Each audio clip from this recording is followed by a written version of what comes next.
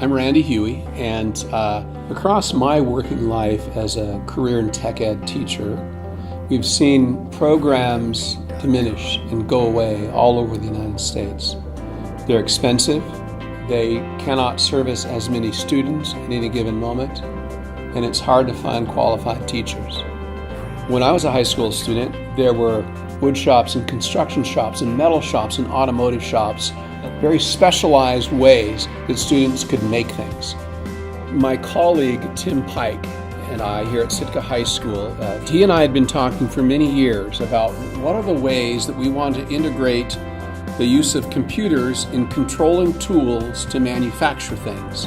When we saw the ways that laser cutters, 3D printers, and CNC vinyl machines could be used to manufacture things, we recognized a good idea when we saw it.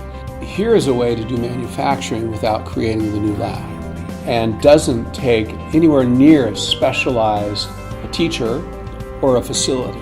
With just a regular classroom and a few relatively inexpensive tools, you can make a place where students manufacture things. And this laboratory was created 2 years ago as a place for students to both design and create things. This lab with this tooling isn't so much industrial, it's a bit more educational. Nonetheless, they make real things and they solve real problems using this software and this tooling. I'm Harry Hartzog. I go to Sitka High School and I'm in the Fab Lab program. Tim comes to me, he has a basic sketch, and I used Rhino to help take that and make it three-dimensional. And the idea is that you can strap the commodities to it, so during takeoff and landing of the aircraft, they won't shift. And I was really amazed how he took my basic idea, and converted it into this thing and looked at it in ways to make it better. We're talking about this college to career readiness. Yeah. I'm ready to hire this young man right now.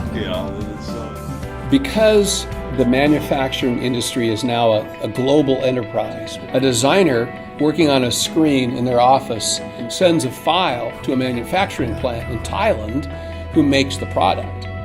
This is the way manufacturing happens in the 21st century.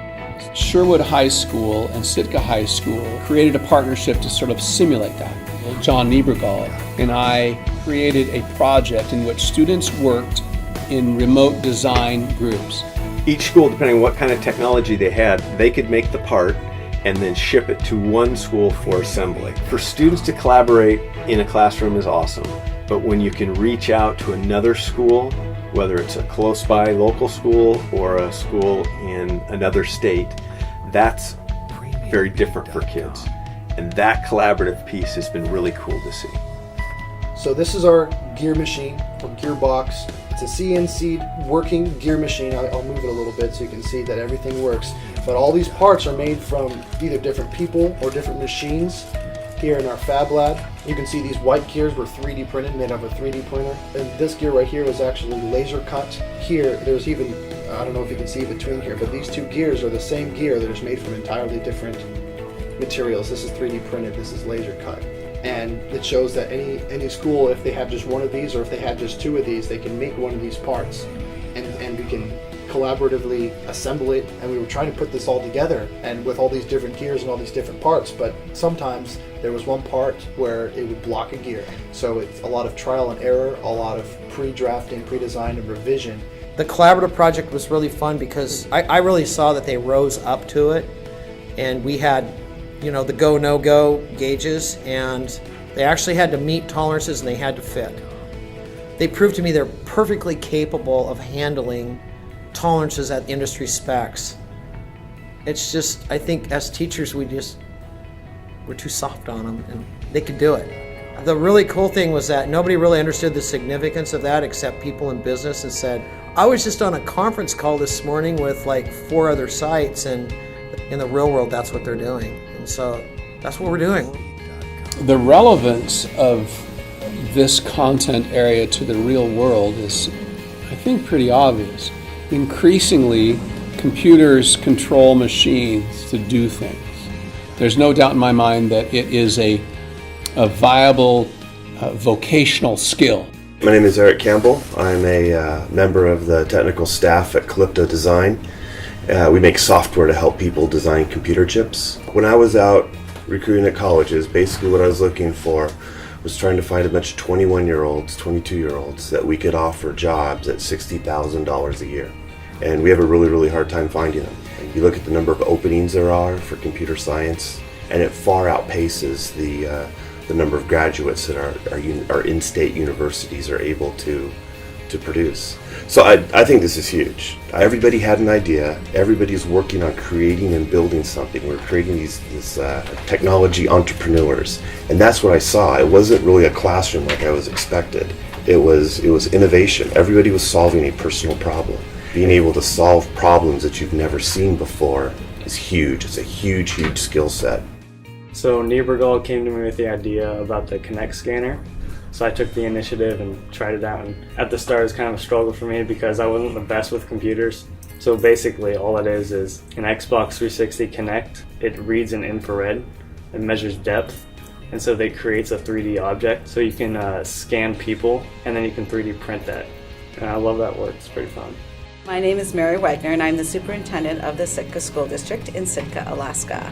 So one of the things I'm most excited about is that they're really truly living the essence of what we hope students graduate with. And that's that they have a skill set that allows them to be successful in life after high school. And you have to make sure the role of public education is to make sure that every single student has the same opportunity. So what you really need to do is to have a component where you're saying, here are all these different resources, and you have the tools available to meet the creative needs, the collaboration needs, the communication needs, the critical thinking needs, the problem-solving needs. And so it is an investment, and those investments are difficult choices to make. But when you look at the investment value, your return on investment is significant when you look at how a resource such as the Fab Lab can help students in profound ways, meaningful ways, and not just the students who are excelling no matter what environment they're in, but it draws in students from a variety of backgrounds, a variety of skill sets. So my name is Jane Comer, and I am Sherwood High School's instructional coach. My work in the classroom has been mainly with kids who struggle, not necessarily special education, but they just don't seem to have solid study habits. And I come down here and I see them working in this classroom or this setting, and I see them doing amazing things, and they're not struggling. I had a kid who could hardly read, and he brought up this pen that he'd created and made on the lathe in the wood shop. And I said to him, that is the most beautiful pen I think I've ever seen. And he's like, well, it's not perfect, let me tell you why. And he pointed out these little mistakes he'd made and what he was going to do better the next time. And I thought to myself, that's learning, that's amazing. And a kid who sees so little success in other areas of our building coming down here and being able to do that's valuable. But that kid graduated. He made it through. He's now working for a pump company in Portland. He's working in the shop, probably making more money than you and I combined, and I applaud him. He's doing a great job, and life has turned out well for him. So yes, he probably still does struggle with reading.